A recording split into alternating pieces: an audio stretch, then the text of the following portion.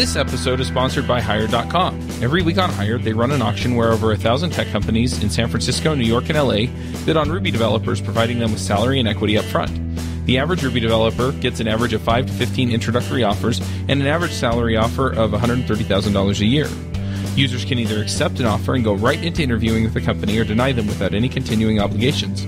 It's totally free for users, and when you're hired, they give you a $1,000 bonus as a thank you for using them. But if you use the Ruby Rogues link, you'll get a $2,000 bonus instead. Finally, if you're not looking for a job but know someone who is, you can refer them to Hired and get a $1,337 bonus if they accept a job. Go sign up at Hired.com/RubyRogues. Snap is a hosted CI and continuous delivery that is simple and intuitive. Snap's deployment pipelines deliver fast feedback and can push healthy builds to multiple environments automatically or on demand.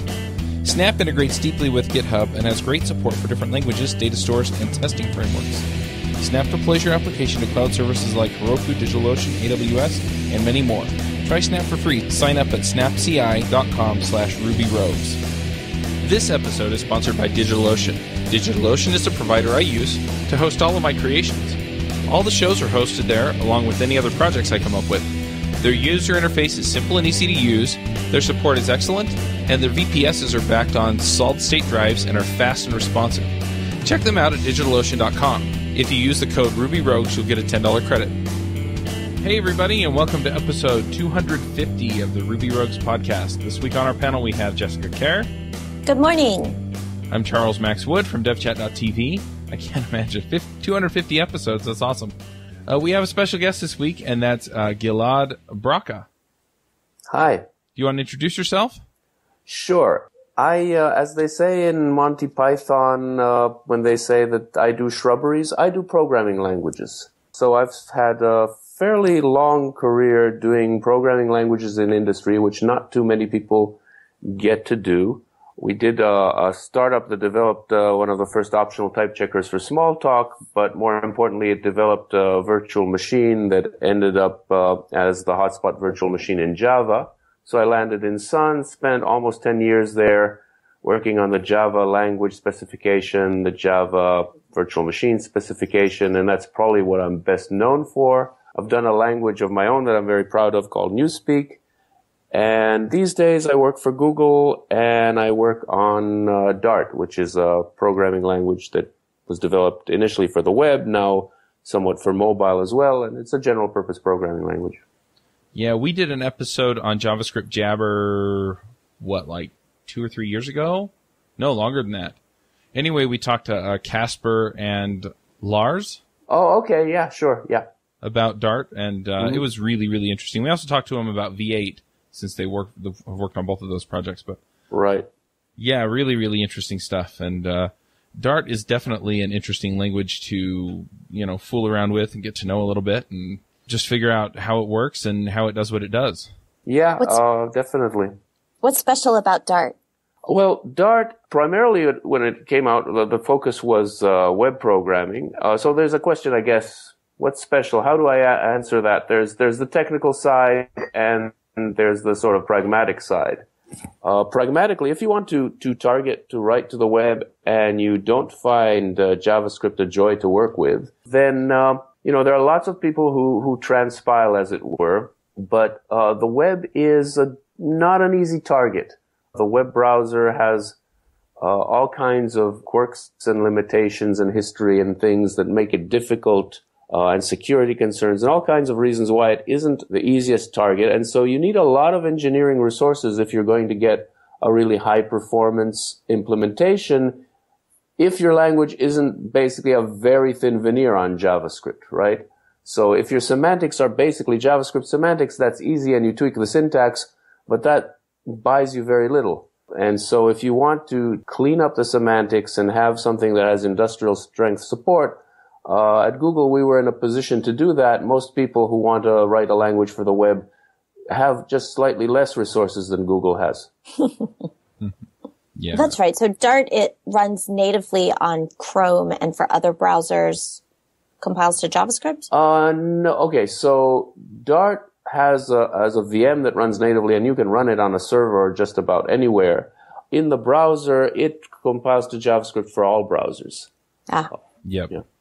Yeah, I think there are Dart plugins that you can get for Chrome or something, but so for development, there's a thing called Dartium, which is basically based on Chromium, which lets you run the VM inside of Chrome, and that gives you a great development cycle.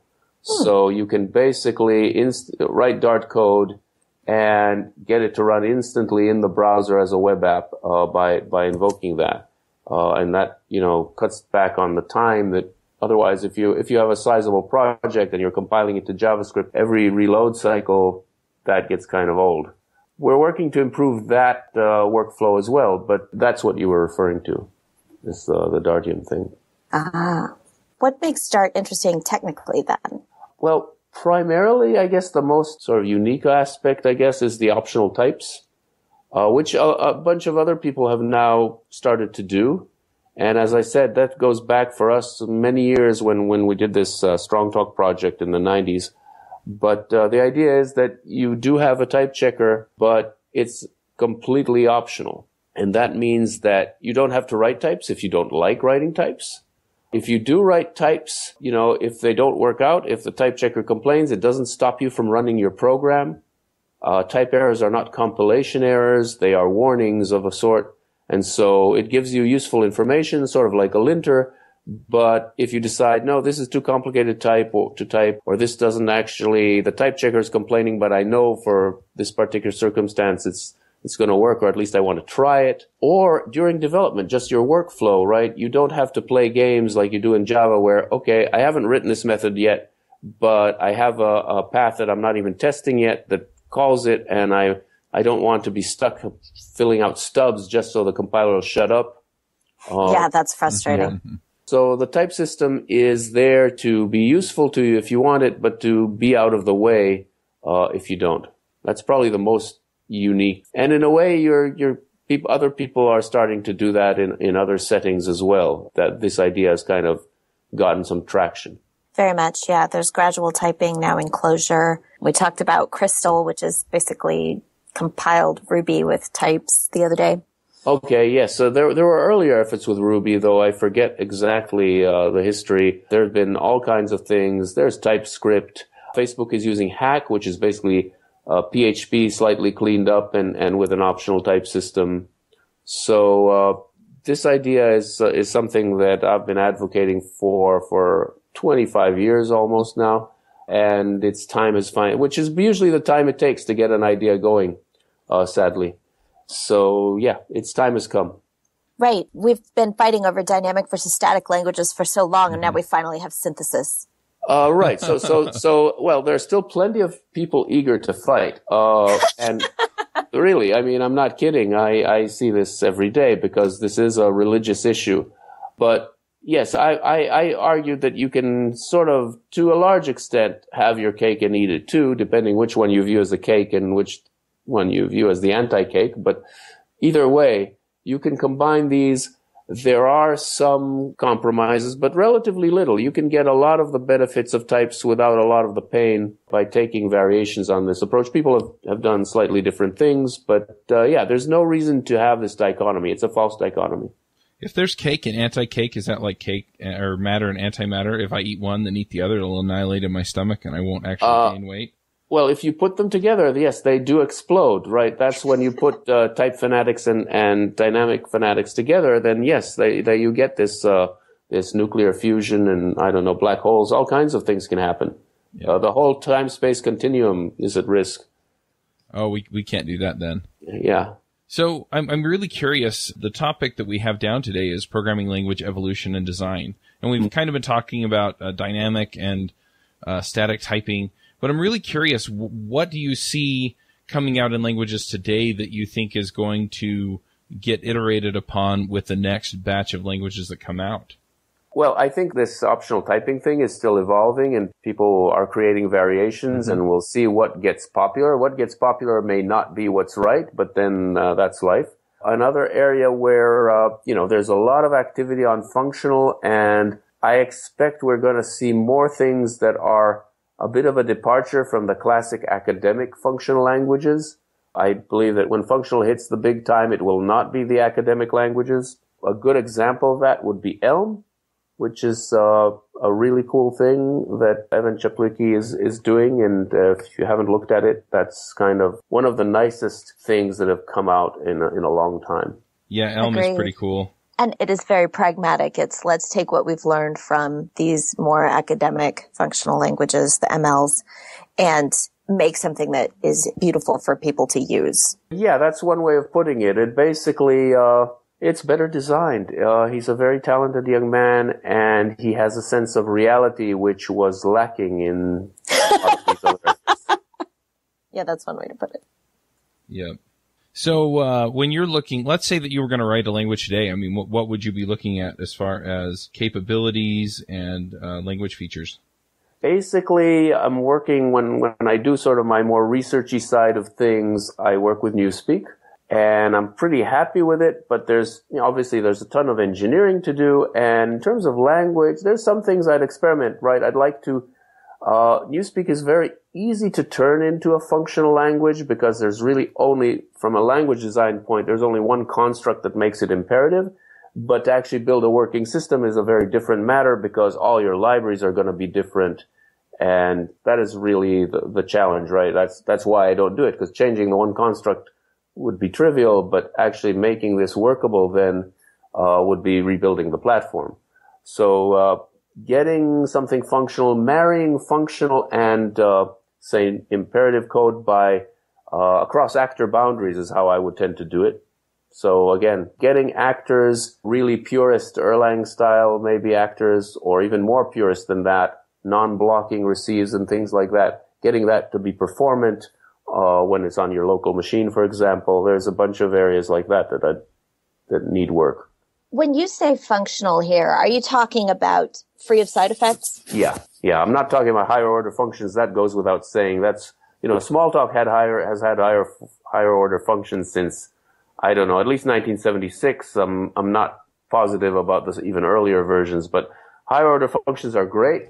Again, it took a ridiculous amount of time to get this into the mainstream, but that pretty much every new language has these days. But side effect free there are advantages to that in a lot of circumstances, and making that work for real is, Elm is one tack on that, but that's something that I'd like to play with more. You also mentioned functional imperative boundaries at the actor boundary. Right. So actors, actors can communicate, and some of these actors can be written in completely different languages as long as they have some sort of, as long as the message protocol is something they both understand and have a way of accessing, right?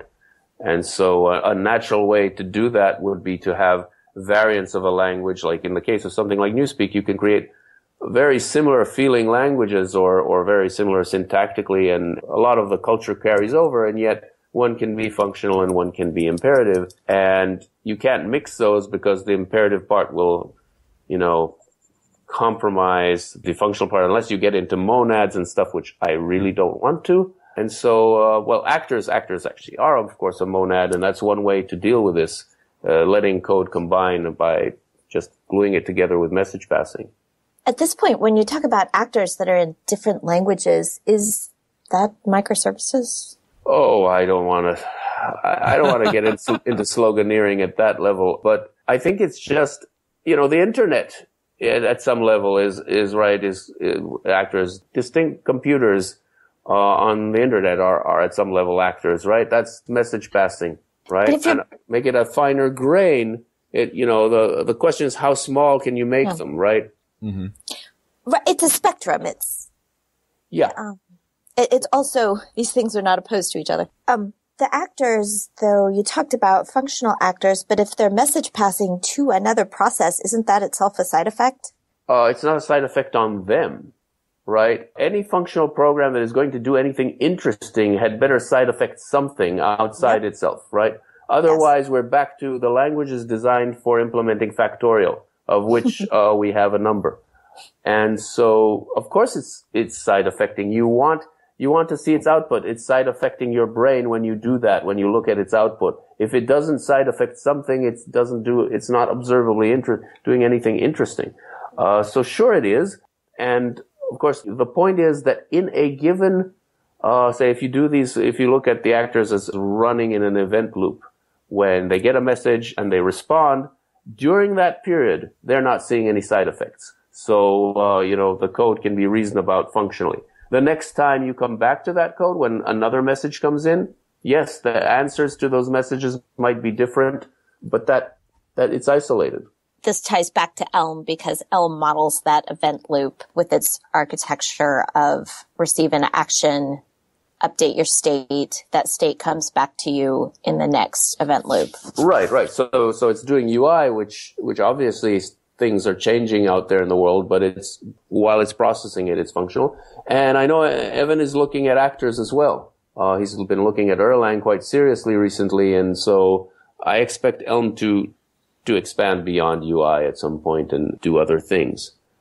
So definitely, he might do something interesting. So that's a very interesting space. Of course, people are looking at all kinds of ideas because the overhead of real isolation, of memory isolation and so forth can be crippling for some things. And so, there are all these schemes of using sort of linear logic things so that, it is stateful, but it's handed away so you won't mutate it when you hand it in a message to another actor. There's all kinds of variations for trying to get these things to be more practical and more performant for a wider range of uses. And so we're probably going to see a lot of activity in this area.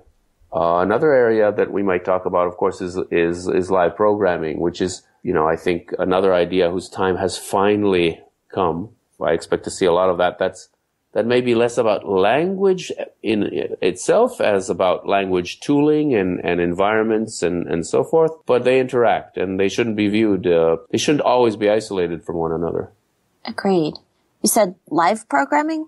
Right. So again, the term live is finally, I'm hoping I don't need to explain this too much, right? Brett Victor did a fantastic job of making the world aware of this. Right. This is something that in some sense the small talkers have been yelling from the rooftops for decades and no one paid any attention. And Brett has this gift of communication and managed to get people to understand, what this is about. And so, and Elm, for example, is also doing this. And that's where these language design and environment may interact because making things functional makes some of these things easier. But generally, we're talking about reducing the feedback loop, right? We're talking about the fact that you make a change in your program and you instantly see the effect that change has. You do not go through compile, edit, build cycles, etc., etc. So by live programming, you mean making changes to the program while it's running? Yes, that's one way to put it. The important part is that you make the changes and you see the effects immediately, right? And if it isn't running, it's not too interesting. In theory, yes, if you can recompile it from scratch, bring it to its previous state instantly, then you don't have, but effectively it is while it's running, yeah. And the idea is that you evolve your code as you evolve your thought. Yes. Again, it's one way of capturing. There's many ways of stating this, but both of those ways are I think, equally valid. As sort of, I guess, from you guys are rooted in Ruby, I suppose. And to the extent that you are, right, Ruby has a lot of dynamics in it. It generally hasn't had an environment in which to leverage it in the same way as, say, Smalltalk does. And that gives it both advantages and disadvantages depending on what you're trying to do and what circumstances you're in. But I think we're going to see more of those because the world is starting to wake up to the usefulness of that idea. For our listeners who don't have a background in Smalltalk, could you describe like the Smalltalk environment and how it integrated with the language? Okay, so the Smalltalk, one of the things that makes it unusual is that it sort of doesn't really make a very clear distinction between the language and the environment. You can make that distinction, and I think it's valuable to make it, and it may have been a mistake at some level that it wasn't made more clearly. But the traditional Smalltalk approach doesn't really focus on language as much as it does on this notion of, call it a sea of objects. You have this set of objects that are out there, and they interact by invoking methods on one another. The Smalltalkers call that message passing, but it's typically synchronous. And you evolve this sea of objects over time to achieve whatever goal you wanted your program to do. And yes, there's code, The code is typically inside methods of classes and so forth, but really they're inseparable. There's this evolving process that can be mutated and changed over time and is constantly mutated, including the code base. So changing code involves telling a class to replace a method with another method and things like that. And you have this, and this is why the small talkers talk of liveness, right? It's this thing is a growing, changing, evolving, dynamic thing. So in a sense, it's the small talk image, as they call it, is alive. And these concepts are separable, but in the small talk community, they're usually not separated. And what this gives you is an IDE where you can change your program, you can change the IDE itself from within itself and customize it and get instant feedback and debug things and do all these kind of things of, on the fly debugging. And you can change a class, for example, and add a field to it, and all the instances of the class in your program now have that field sort of automagically. And you have to work with this it's an experience. It's not a piece of text that you look at. It's really a thing that you experience. And if you play with it enough, it becomes addictive and you get the small talk disease. And then you never stop talking about it. I have a few friends with that. Yeah. Small talk programs do not live in a file, right? No, typically they don't. These are all things that I think are pragmatic things that they have pros and cons and could be changed. But yes, the traditional approach in small talk is, again, there you have this live ongoing process. You can save the entire process. You snapshot it and you save an image, and that's a big binary file on a disk somewhere. And you can take it and bring it up and bring your program. That image may have your debugger open with a window in a certain place, with a cursor in a certain place, in a certain state, and you can take that image and open it 2 years later on a different machine, on a different operating system, typically, and you're exactly where you were. So it has all these kind of amazing things, but yes, the code doesn't live in a file, partly because they sort of didn't have a notion of source code above the method level, right? So in a traditional small talk, a class is basically built by a series of expressions that reflectively send it requests to add code to it. So you send it a message saying, add this method, and you have the string for that method, and you send it another one. And so there isn't actually syntax for a class or a compilation unit of any kind. And so it isn't clear what you'd put in a file. There are these things called fileouts, which are these imperative records of sort of journals of what you did. And so that doesn't work well with source control traditionally because they're full of noise, like the time you did this, all kinds of metadata that makes it very hard to compare and diff and so forth. Now there are systems that got around this. Small talk doesn't have to be this way, but your canonical small talk is that way. And this is some of the things that I've worked to change, right? Newspeak is very different in that regard. But if you asked about traditional small talk, that's kind of the model. And it's interesting and weird and has great strengths and great weaknesses. It's almost like the only way to program is in the REPL and only through monkey patching. So there's some validity to that, but I think that's a very unfair. There's so many things wrong with it at the same time as being valid. So first of all, right. So REPL is a notion that represents progress for some languages like Java. It is a notion so primitive compared to what Smalltalk does. It isn't right. Smalltalk has workspaces which are they're already much more than REPLs because it's not about. REPLs were invented circa 1965 or so in BASIC and APL and things like that, and Lisp. And you had this terminal and you'd type a line and it would answer you and so forth. And that's what a REPL does. But once you have, this persistent state, you can open object inspectors and look at them and have multiple views on this stuff and change it and have it update automatically and have a whole bunch of expressions that you pick and choose from and evaluate dynamically and so forth. So it's a lot more than a REPL. The other thing is monkey patching. There is a notion of monkey patching in Smalltalk, but that is actually something different. You are dynamically modifying the code as you edit it, but that's no more monkey patching than editing code in your editor, right? You are destructively taking a copy of the code and modifying it. Monkey patching refers to having to do that outside of the definition, right? By going, you have this code that maybe you don't even have access to, and you say, now slap something into it. You can certainly do that in Smalltalk, and they sometimes do, but that's different because that happens outside the class. I wouldn't say it's monkey patching. It is by reflective change, which is a mechanism that can enable monkey patching or not. But that's not really different than editing a file because, if you change something in your image, you can save copies of your image. It has a change log and you can go back and retrieve your old versions and has actually fairly powerful tools to do that. So the monkey patching, I think, is unfair. Okay, thank you. That was, As I said, you need to experience it. There is, and because it's so different, there's a barrier to entry, which I think is why Smalltalk didn't take over the world as it should have. But if you get past that, if you work with that a while and you kind of get to this aha moment where it clicks for you, after that, yeah, you're infected and you can't stop talking about it ever. Historically, Smalltalk used to have the barrier of entry if you had to pay for it, right?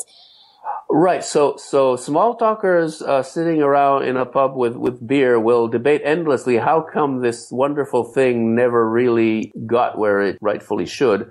And, you can only speculate, but part of that is the early Smalltalk vendors were commercial vendors, right? They had to make a living and they made some probably fairly bad commercial choices because at that point they didn't understand the dynamics of open source and how you actually virally spread software and make it take hold. So yes, they charged for it, and they charged for it on a model per developer seat, or sometimes worse, sometimes per deployed seat, right? So if you were, say, a Swiss bank, which were some of the few people who had the money to buy this stuff, and they would tell you, yeah, we're going to put a Smalltalk, this system in front of every teller, and you're going to pay us by by deployed seat for the tellers. Oh, wow. Right?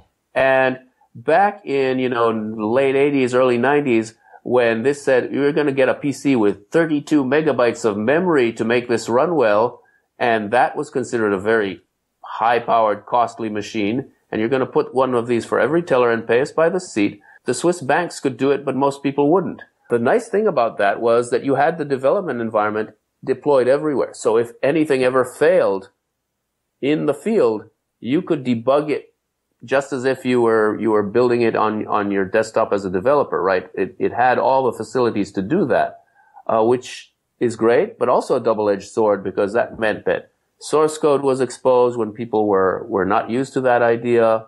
So there's lots of things. Being different makes you a target. That's a generic statement about life, sadly. And Smalltalk is so different that it certainly didn't fit in those days. Though many of the ideas, eventually, it's had huge intellectual impact on the field, and there's ideas keep coming, including the live programming stuff, which is only coming now. But they were just mainly way ahead of their time. Yeah, Smalltalk has so many important ideas that, like you said, we're just now getting back to in mainstream languages. Yeah, because it takes a generation or so to get to that, because for various reasons, right? People can only absorb so much innovation. And programming is a cultural artifact. And so that's why people get so religious about it. That's why people get so conservative about it. You can only teach radically new concepts at a certain stage. After that, developers tend to lock into what they're used to, and it's very hard to convince them to do something different. So if somebody were to actually go and design their own language, I'm curious, what considerations do you actually have to make? Oh boy. Well, it all depends. For starters, today we've gotten to the point where it's relatively easy to build a language because there's so much tooling. You need less expertise than you used to, right? Uh-huh. And it depends what your goals are. I mean, do you expect this to be something real? And in that case, you better understand what the application space that it's well suited to is. You need to understand where hardware is and where hardware will be in terms of what's, if you're going to compile it efficiently. If you're not too concerned with efficiency, that's much less important. One of the things I think that has been historically neglected and people are starting to catch on to and should pay attention is that programming is an experience much more than we look at languages as these narrowly defined things. Here's a syntax.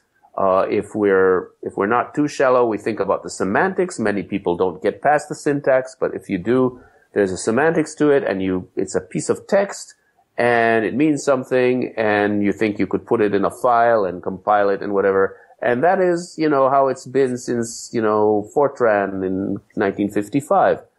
But in reality, when you choose a language for real as a developer, what you think about the tooling, you think about the libraries, you think about the culture and the community and what support is there. You think about whether there are vendors supporting it and things like that. So there's this whole ecosystem that you have to consider.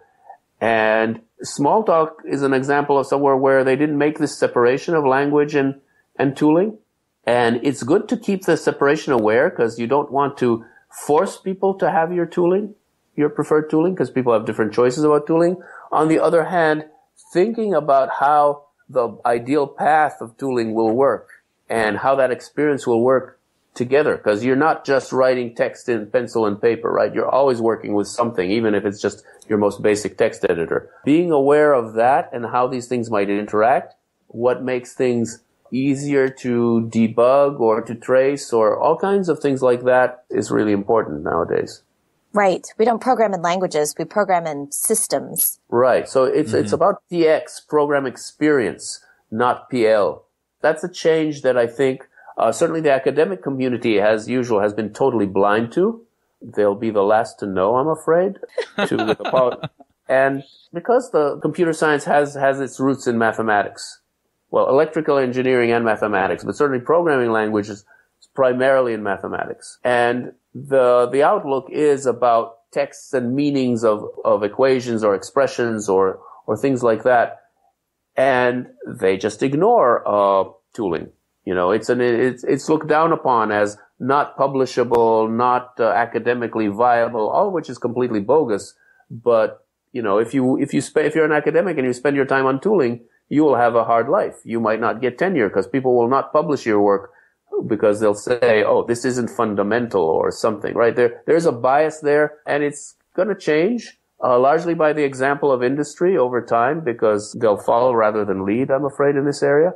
But you do, if you're actually interested in making a good language, you have to be aware of that. Look at Swift and the playground. That's something that has also been influenced by the live programming tradition, right? You have to think of all of these things. You should be able to think of the language as a thing that you can isolate and reason about and prove things about if you can, and put it in a file so that it will be compatible with a lot of tooling that's standard there. The text is the lowest common denominator. But you should also think of how that experience will work at a different level.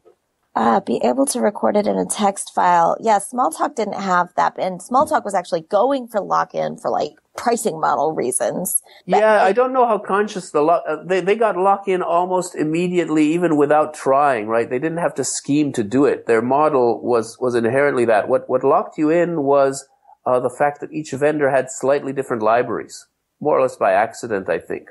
More than because the image model, all of them had the image model, and you're no more locked in that sense than you are with a language. Once you chose Smalltalk, okay, but the thing is, you couldn't easily, it wasn't trivial to take your Smalltalk from one vendor to another because of library differences. Some of the libraries were kind of well standardized, but because it relied so much on reflection, right? Literally, the code that created your class, when you filed it out, was slightly different because the reflective library was slightly different. So it caused the basic code to not be immediately portable.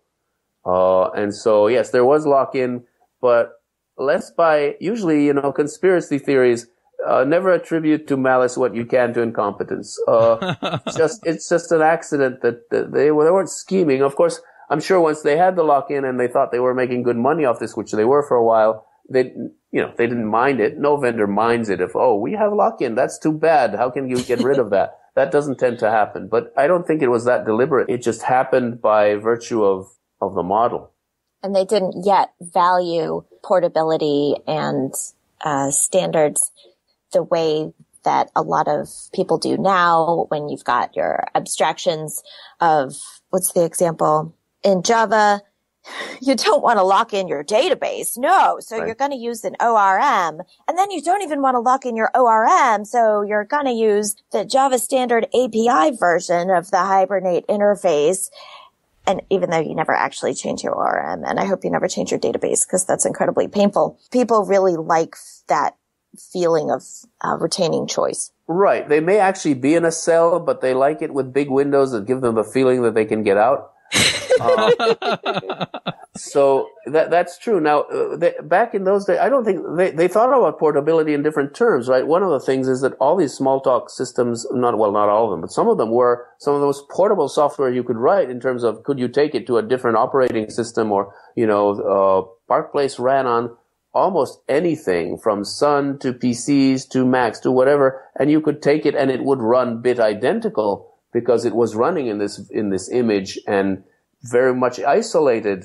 It's a double-edged sword. All these things have pros and cons, and they were very portable, but they were not portable across Smalltalk vendors. They were portable across machines and stuff in a way that is still hard to replicate. But yeah, they definitely biggest problem is they were ahead of their time, and in some ways, in the technical ways, but they didn't see the future in terms of how the culture and business side of things really went. They were thinking in terms of software as something you sell and so forth.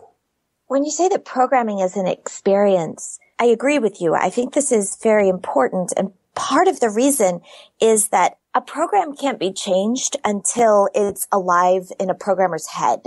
I have to have a model of how the program works, how the pieces fit together, what the purpose of each is in order to change it. Mm-hmm. And that sort of interdependence of the program and the programmer is described by that experience. Sure. And the programmer will actually actuate those changes by some sort of tooling, right? These are all electrons in some machine. We're not able to manipulate them very directly, right? It isn't like stone tablets. And so even that, sure, though I haven't personally programmed that way, though sometimes it feels still that I'm still doing that. But the tools, right? The text editors, whatever, this is how it feels. This is what the activity really is like. It's different from skiing or working in construction. There is an experience to it. And it really does matter. And it matters how frustrating is it to debug something? What happens when something goes wrong? What kind of error messages do I get? How can I see really the state of what went wrong, right? Do I have to simulate it all in my head and try and figure out where did I go wrong here? Or can I use the computer, which is actually really good at that, to do that for me? That's why the liveness is so important, because there's no reason we have to keep it so much of this in our heads working, right? We have machines for that, and they can do a much better job of it than we can, and that they usually do with commonplace tooling. Right. And the thing is, once you get used to the machine doing it for you, it's really hard to go back to the Stone Age, right? Smalltalk or Smalltalk-like systems, they give you in certain ways a life of luxury. It's so nice that you can, when something goes wrong, you can always find out, exactly what the state of the objects were and say, oh, this is wrong. And I don't have to restart things to get back there if I figured out what's wrong or I have a hunch what's wrong. I can just change it and tweak it and go forward a lot of times, which is something that, again, you have to experience because people tend to not believe that. But you usually can not only make the change, but you can very often keep going, right? Even though, the program was wrong, you can adjust its state now a bit and say, okay, let's assume that this is now consistent. I can keep moving and see what happens. And you get so comfortable with that, and it's so much more pleasant that after that, you ramble on about it like I do. Do you think that kind of power, that kind of visibility maybe lets you write more complex code that's harder for someone else to figure out later? Every improvement in productivity will eventually be canceled out by the fact that people will take advantage of it to write more complicated things. And the answer to that is let's shut down all the machines and go back to pencil and paper, where things will be a lot simpler. Woo-hoo, let's do it. Yeah, right. Of course it could. Now, in practice, Smalltalk code is usually not more complex. It's usually a lot simpler because the language itself has its own merits, right? The language and the culture and the tooling, they all encourage programs that are actually in a way, a lot easier to read. So, for example, small talkers typically write very short methods, right? It's not I think, an average method is probably 4 or 5 lines. And, partly it's because the way the tooling works, because you're not using a conventional text editor. Partly because the culture is, yes, you're always delegating to something. You're sending what they call messages, right? You're invoking methods, and objects are very well encapsulated, and you keep top-down kind of passing the buck as to who's doing what. And the syntax, it all plays together in a way that encourages that. So I don't think, of course people have written and do write and will write horrible code in whatever language you give them. And, or they may write glorious code that is very hard to read. Look at Haskell. It is very brilliant people writing very brilliant things, or take it further, right? Look at APL, the ultimate, the final frontier, right? The whole game there was to write the most concise, clever, brilliant algorithms you could, except that God help you if you had to read it later. So complexity. Yeah, go ahead. So complexity isn't a consequence of the tooling, but of the culture? No, it's a consequence of all those things. Culture can help by fighting it, right, or by encouraging it, depending on your culture. The tooling, the better the tooling is, if the tooling is very well designed, it might actually encourage you to structure things right and simplify things. But by and large, if you can make it becomes easy to do something, people will just do more of it until it becomes complicated. That's a sad fact of life. But hopefully in the process, they'll do something more useful, right? That's why we have this whole mess of software that everyone complains about. As I said, you can throw it all away. I don't think anyone's about to do that, even though it is complicated. So surely, it doesn't have to be as complicated. It shouldn't be as complicated, but certainly some people will mess it up for sure. That's a very helpful way of looking at it. Thanks. And that some people will mess it up? Yeah, it's an optimistic thought, isn't it? Well, actually, you're inspiring me to use IntelliJ more, because sometimes I'm writing Scala mostly, and IntelliJ is the best tooling that we have for that. But sometimes I'll switch to Vim just to encourage me to organize my code better, because IntelliJ makes it really easy to just throw things everywhere and I can still find them in the IDE. I see. Okay. Well, sure. So yeah, that's probably an example of that. And, it is sometimes it's a matter of discipline, right? You have to balance that. And it depends how much you like the tool and what does it buy you? But yeah, with Scala in particular, you have to be careful with complexity, I think. Yes. Gilad, tell us about Newspeak. It sounded from something you said earlier that it's a language for building languages. No, it isn't. It's a general purpose language. It's basically, you could think of it as a Smalltalk derivative, but it's a different language in multiple ways. Essentially, I mean, the hubris of this is not lost on me, but I set out to fix a number of things that I thought were wrong with Smalltalk. And as someone who really loves Smalltalk, and the closer you look at the details of how well designed and how well thought out a lot of it was, and how easy it is to screw it up, then you realize how arrogant that sounds to try and improve on that. But I think that after using it for many years, I could see some of the weaknesses. So, for example, yes, the biggest weakness was that Smalltalk didn't have a strong concept of modularity, partly because it was designed at the dawn of when these things were being actually researched. And so, having a strong concept of modularity, which fits very naturally with a model, is what we did in Newspeak. So Newspeak, it has a syntax for classes, for like a regular language, which means we can use standard source control. But that syntax includes class declarations that nest, but they don't nest like in Java. I have to emphasize that. It's not the same model. And the top level classes are totally modular. There's no global namespace, unlike Smalltalk or unlike most languages you're used to. Basically, that top level class can only get at anything if it's passed to it as a parameter to its constructor, as it were. And so it's naturally sandboxed, which gives you a very strong notion of modularity, a very strong notion of security. Essentially, object capability security falls out of that. And basically let us get around Smalltalk's security and modularity problems. And also, we address the issue of having source code. There's a number of other things we wanted to do, which we've never gotten around to, but its real strongest point, the thing that makes it most unique is modularity. Well, another way of saying that is you could think of, I don't like to say it that way, but it communicates something to people. You could think of it as having dependency injection built into the language. Mm. So are people using this for stuff in production or? So Cadence, where we developed this, still uses it for production, yes, but I don't think anyone else is using it in production, sadly. But, hope springs eternal. For a while, Cadence had funding for this, and when the Great Recession came, that funding was lost.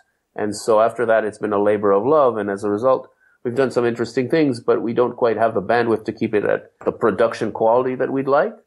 So Cadence, uses what they need, and things that they don't need, we have a harder time keeping it at top quality, but it's out there, it's open source, and, research is done with it, and hopefully some, more people will pick it up. If someone wanted to experience the Smalltalk style programming experience with that live coding and immersion, would you recommend that they look at Smalltalk, or could they use Newspeak for that? They could use Newspeak. Newspeak might have a few rougher edges because it is a small open source system and there's not a vendor building it, right? So there are multiple, there's an amazing amount of Smalltalks available for people to choose from, oddly enough. Unlike most languages, maybe that's actually a problem, but usually having multiple sources was considered a good thing. There are I don't know, 1, 2, 3, 4. There's probably half a dozen options. You could choose which Smalltalk to use, or you could use Newspeak. And the thing is, you have to be willing to learn something new. But any of those will work. If you want me to name names, I can do that too. Yeah, why don't you name names and then we'll make sure we'll get stuff in the show notes. Okay, so Smalltalks. There's open source versions. There's Squeak. There's Pharo, Pharo, which is essentially the forked off of Squeak and is sort of more production oriented, I guess I'd say. There is Dolphin Smalltalk. There is, commercial Smalltalk. There's Visual Works, and they actually have two products which are descended from two distinct systems that when they merged, they kept both product lines because there are lots of customers using that didn't want to migrate or have tried to migrate to Java and had disasters in the process because they find out it wasn't as easy to do that, to do what Smalltalk does. So that's about 5. There's Newspeak. There's probably others. There are a couple of efforts to do Smalltalk on the web. Newspeak to a limited degree runs on the web as well as in its own environment. But if you want the live experience, you want the original thing, which kind of runs embedded in a variant of Squeak, the Newspeak on Smalltalk. So that's more choices than you have for most language implementations, really. Perhaps that's the problem. I don't know. Everybody's got that Smalltalk bug.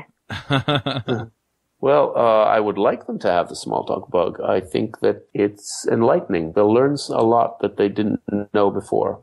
I have one finishing question. Harkening back to your introduction, how are programming languages like shrubberies? How are programming languages like strawberries? Well, shrubberies. Shrubberies. Yeah. So that's a reference to Monty Python, the Knights Who Say Ni, I think. Mm-hmm. Somewhere there's someone who says, I design and build shrubberies. And he's very proud of that. And it's a rather exotic occupation, which is why Monty Python had a field day with doing this. But in that sense, programming languages are someone who does programming languages in industry full time for design as opposed to, compiler implementation or things like that. There aren't too many of us that do that. There are probably a handful. And it's like that. I can always tell you why they're like strawberries why are they like strawberries? They can be sweet, they can be sour, they can be spoiled rotten, they have a great deal of variability in the same way. They have the seeds on the outside. Yeah, I don't know. Yeah, if we could pursue this, perhaps we shouldn't pursue it too far. Do you have to put your programming languages in the refrigerator? Some of them you should put in the freezer. Mm. I won't say which necessarily. Alrighty. Well, let's go ahead and get to some picks. So the first one I'm going to pick is, so last week I was in Amsterdam, and then I was in St. George, Utah. And in Amsterdam, they have these, they're kind of like cookies, except they have, they're stamped like a waffle. They're called stroopwafel, and they were delicious. I brought some home for my family, and it was a lot of fun, so I'm going to pick those. I've also got 2 book series that I've been reading that just came out with the next books in the series. I'm going to pick those. The first one is the Iron Druid Chronicles. The next book is Staked. It's kind of just a fun and clever take on... It's fantasy, and the premise is that due to people believing in them, all of the different belief systems actually exist, including the gods and other creatures. So you have like the Greek mythology, and the main character's a druid. And he worships the old Celtic gods. They've got the Norse gods, and, all of the Jesus and Buddha. And anyway, it's really, really fun, storyline. So I'm going to pick those. Just a really lighthearted book series. If you're into fantasy and you're into that kind of stuff, it's fun. The next book series that I'm going to pick is the Reckoner series by Brandon Sanderson. The book Calamity just came out, which I think is the last book in the series. And anyway, it's really awesome as well. And I'm not really going to explain the premise of that. It's kind of it's a magical world overlaid with the future of this one. So anyway, it's really fun, really great series. A little bit darker, I guess, than the Iron Druid Chronicles. But anyway, I really enjoy those as well. One other thing I'm just going to mention about Iron Druid Chronicles is there is a little bit of language. Not so much that it really bothered me, but I know that some people are more sensitive about that than I am. So if that bugs you, then don't read those books. But yeah, so those are my picks. Jessica, do you have some picks for us? Yes, I have 2 picks. One is a Katrina Owen talk from Bath Ruby last year called Here Be Dragons, something like that. And she goes through some rather scary Ruby code, giving you a lot of pointers about, maybe we should work on this coding style here and there. And then she compares writing careful code to participating in Prisoner's Dilemma. It's really interesting talk, and it's 20 minutes, and I'll put the link in the show notes. My other pick is an emoji. So last week in Slack here at Stripe, the party parrot emoticon was added as an emoji again. And the party parrot is like this super flashy, dancy parrot head. And there's at least one person here who gets migraines triggered by the flashing colors. So I deleted the party parrot emoji again because my little piece of amusement is not worth someone else possibly getting a migraine or a seizure out of it, and replaced it with this slow party parrot, which is beautiful because now there is a party parrot, so people won't go adding the standard party parrot back. And also, everybody loves the slow party parrot. I'm going to put a link to that image in the show notes. And remember, be kind to the other people on your Slack channel, and don't do the super flashy complimentary colors. Stick with the slow party parrot because it's extra awesome. Those are my picks. All right. Gilad, what are your picks? Okay, so I probably completely misunderstood the concept of picks when you sent me the invite, but I'll invent one now anyway. So the author Umberto Eco died on Friday, and he wrote a lot of books that I don't know how much they're going to appeal to the podcasters, but again, encourage them to try something different. Look at some of his titles. The most famous one is the oldest one is his first novel, The Name of the Rose, which was even made into a movie. It's kind of a detective story set in the Middle Ages. The thing about his books, he was a professor of semiotics at the University of Bologna. And so he, immense scholarship, right? There are references to all the most obscure things you never knew about, and quotes in Latin and whatever. So it isn't easy going, but it's also, he combines like an interesting story with a lot of historical and philosophical setting. Then there's a whole bunch of other ones, some of which are better than others or more readable than others. I think if one of the newer ones, you might go with The Prague Cemetery, which is relatively easygoing and fun. Or there's Foucault's Pendulum, which is great, but it's probably a bit of a challenge. So check him out, Umberto Eco with a U. If you guys don't know of him, and ECO, I think it's anyway. Google will correct your spelling. in any case. So that's a suggestion that since it seems that PICs are really not very closely related to computing, that it's a good suggestion. Thank you. All right. Although we often have a lot of very computing related PICs. Yeah, I was just being lazy this week because I was traveling and didn't have a chance to really look stuff up. Yeah. Oh, another one would be Stanislav Lem, of course, science fiction, if you're into that. He's dead, but he was a Polish writer, wrote many, many science fiction books in very different styles. Some of them are like fairy tales. Some of them are, very dark and serious. And, again, if people are looking to, and he really understood computing way, way back. There's a lot of references to computing in those books. All right. Well, we'll go ahead and wrap up the show. Thank you again for coming, Gilad. Thank you for having me. It was fun. If people want to follow you on Twitter or connect with you in some other way, what are the best ways to do that? They search on Google and they find my blog and my webpage. And yeah, there's a Twitter thing and there's even a G+ thing. But do I remember the handles? Do I care? Let them search. There are search engines. All right. Well, we'll go ahead and wrap up the show, and we'll catch you all next week. Hosting and bandwidth provided by the Blue Box Group. Check them out at bluebox.net. Bandwidth for this segment is provided by CacheFly, the world's fastest CDN. Deliver your content fast with CacheFly. Visit CacheFly.com to learn more. Would you like to join the conversation with the Rogues and their guests? Want to support the show? We have a forum that allows you to join the conversation and support the show at the same time. You can sign up at rubyrogues.com/parlay.